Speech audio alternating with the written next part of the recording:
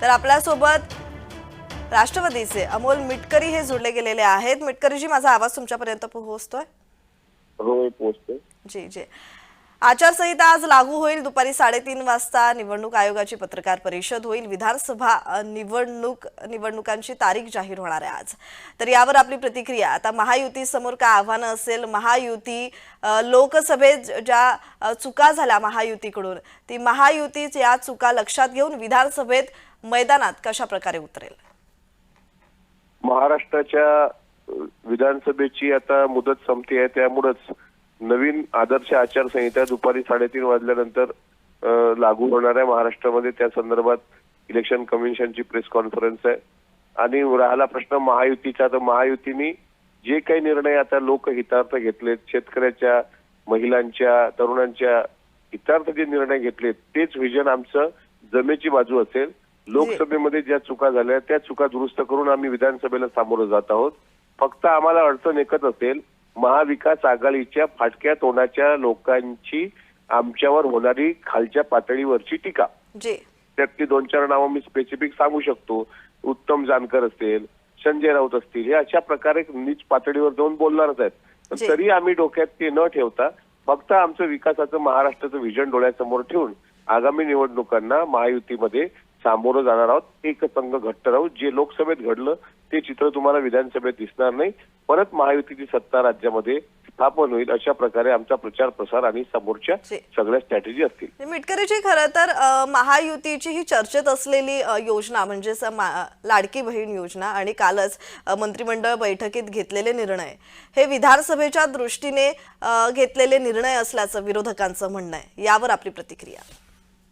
नाही, विरोधक ज्यावेळेस सत्तेत होते त्यावेळेस सुद्धा त्यांनी पटापट सगळे निर्णय घेतले होते ना।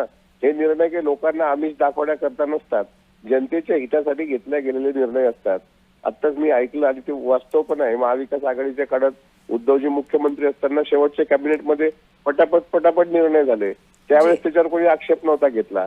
आणि त्यामुळं प्रत्येक सरकारचं काम असतं की आता आचारसंहिता लागण्यापूर्वी पटापट निर्णय घ्यायचे, जनतेच्या विश्वासात आणखी सार्थकी उतरायचं। लाडकी बहीण योजना जी लोकप्रिय झाली ती नक्कीच विरोधकांच्या पोटछू उठवणारी आणि जनतेच्या मनात उतरणारी आहे। त्यामुळं आम्ही जे काही निर्णय घेतो आहोत ते जनहितार्थ घेतो आहोत आणि कॅबिनेटमध्ये निर्णय होतच असतात। त्याला काही वेगळं वळण द्यायचं काम नाही। ते तुतारी गटाचं तर ते ठरलेलं आहे। काल तुतारी गटाची तुम्ही सभा बघितली असेल फलटणची, काय फक्त आणि फक्त राष्ट्रवादी काँग्रेस पक्ष आणि महायुतीचं सरकार कसं कायदा सुव्यवस्थेचा बोजवारा वाजवते यावरच चर्चा, ती यावरच त्यांची निवडणूक लढवतील। आमच्याकडे मात्र विकास कामं आणि जनता हे दोनच गोष्टी असतील। जी मिटकरीजी, लोकसभेत बेसावधपणा कुठेतरी महायुतीला भोवलाच आणि आता विधानसभेत कितपत सावधगिरीने महायुती उतरते? लोकसभेमध्ये महायुतीत तिन्ही मित्र पक्षांनी एकमेकाचं जे काम करायला पाहिजे होतं तसं झालं नाही। याचं उदाहरण म्हणजे बारामती लोकसभा, जे हर्षवर्धन पाटलांनी स्वतःच्या तोंडून बोलून दाखवलं होतं की अदृश्यात आमचे सुप्रियाताईंच्या सोबत होते। याचा अर्थ भाजपच्या एका वरिष्ठ नेत्यानं तिथं काम केलेलं होतं, म्हणजे इंदापूर भिगवण या भागामध्ये। पण आता असं ज्यावेळेस लक्षात आलं या सगळ्या चुका, त्यावेळेस एक स्ट्रॅटेजी ठरली, एक समन्वय समिती ठरली आणि जिथं आता महायुतीचा उमेदवार असेल तिथे इतर 2 पक्षांनी, समजा राष्ट्रवादी चिन्ह आहे तिथे शिंदे सेना आणि भारतीय जनता पार्टी या लोकांनी आपलं चिन्ह समजून काम करावं, ही स्ट्रॅटेजी ठरलेली आहे।